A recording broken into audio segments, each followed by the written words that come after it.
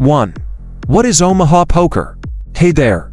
If you've been dabbling in poker for a while, I bet you've heard the buzz around Omaha poker. Folks keep talking about how it's the game to dive into for some seriously intense action and to pit your wits against top-notch players. Over the last decade or so, Omaha poker has seriously surged in popularity. Some enthusiasts even claim that Omaha, specifically pot limit Omaha or PLO, is on a path to potentially outshine Texas Hold'em and become the go-to poker game worldwide. Much of the game's appeal lies in its rules. If you're familiar with Texas Hold'em, you're in luck. You'll find a lot of the basics in Omaha poker quite similar. This makes transitioning between the two games a breeze. Omaha poker isn't just a single game, though. There are several fascinating sub-variants, each with its unique twists and a loyal following of players. The two most well-known types of Omaha poker, the ones you'll see at all the major poker sites, are pot limit Omaha PLO, Omaha high-low. Both of these variants offer their own special kind of thrill, making Omaha poker a fantastic choice whether you're looking to spice up your poker nights or take on seasoned players. 2. How to play Omaha poker. Alright, if you're eager to get started with Omaha poker, here's what you need. First off, you'll need a 52-card deck of French cards. And unless you want to go old school with beans, buttons, and pennies, grab some poker chips, a dealer button, and two blind buttons. The game kicks off with anywhere from 2 to 10 players. Like other poker variations, Omaha involves several betting rounds using a mix of private hole and community cards the board. When you're learning, make sure you nail down the names of the different phases of a hand. Pre-flop. This is where it all begins. Some players, known as the blinds, have to place a bet, setting the stage for others to either call, fold, or raise. To flop, the dealer places 3 community cards face-up. Players still in the game decide their next move. To turn, 1 more face-up community card appears, leading to another betting round. To river, the last of the 5 community cards is dealt face-up, prompting the final betting round.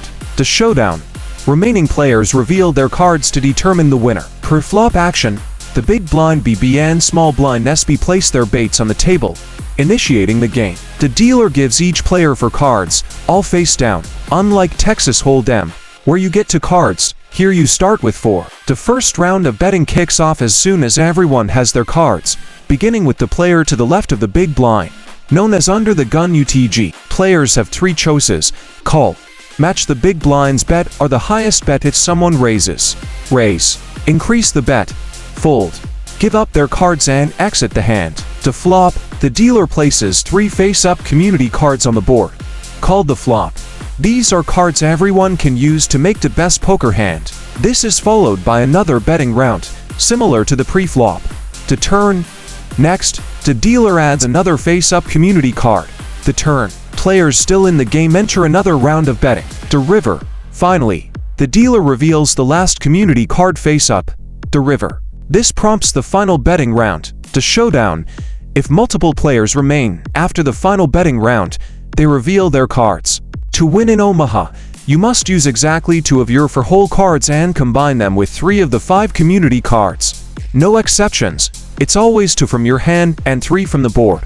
Players often slip up here, especially if they're more familiar with Texas Hold'em. There's no using 1 or none of your whole cards, like in Hold'em. It has to be exactly 2 for Omaha. Once everyone shows their hands, the player with the best 5-card hand wins the pot. But be careful, newbies frequently make errors in constructing their final hands, mainly because they forget this crucial rule. Alright, let's break it down further with an example to hammer home these concepts. A quick example. Imagine you're holding a Q7-6 and the board reveals 9 for to JQ. You might be tempted to believe you've hit the jackpot with an ace-high flush, right? Heaven knows, we've all been there. But here's the kicker. You're actually mistaken. Omaha poker rules peculiarly dictate that you must use exactly 2 of your whole cards coupled with 3 from the board. You can't form a hand by just merging 1 of your cards, like Dia, with 4 community cards, the hearts in this case. So, what do you really have? Just a pair of queens. Ouch, not so impressive anymore. Huh. How to bet in Omaha poker.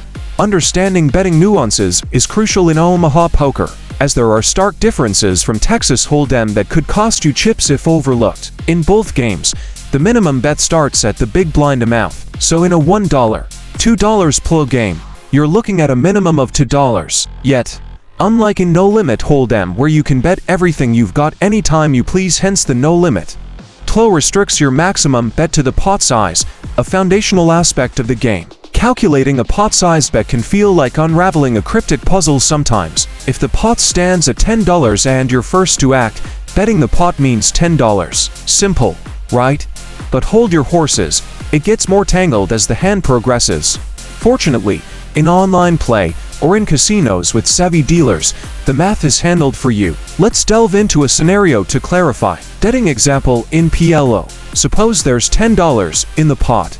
A player bets $5, and the next player announces a raise pot. You might be wondering, how much is that exactly? Here goes. The formula for this calculation involves 1. Pot stands at $10 initially. 2. A player bets $5, raising the pot to $15. 3. The raising player first matches the initial $5 bet, bringing the pot to $20. 4. Then, they add $20 the new pot size to their bet, resulting in a total of $25. Here's a breakdown. 1. Original pot, $10. 2. First player bets $5, pot now, $15. 3. Raising players $5 call increases the pot to $20. For adding $20 new pot size to this makes the max. Even seasoned players can get a bit flustered, but deconstructing the bet sizing helps it make sense. To summarize, if you bet pot in a casino, the dealer sorts the math. Online, it's even smoother as the system does all the dirty work for you. That's the lowdown on Omaha poker betting. A bit intricate, perhaps, but mastering it smoothens the playing field and elevates your game to the next level.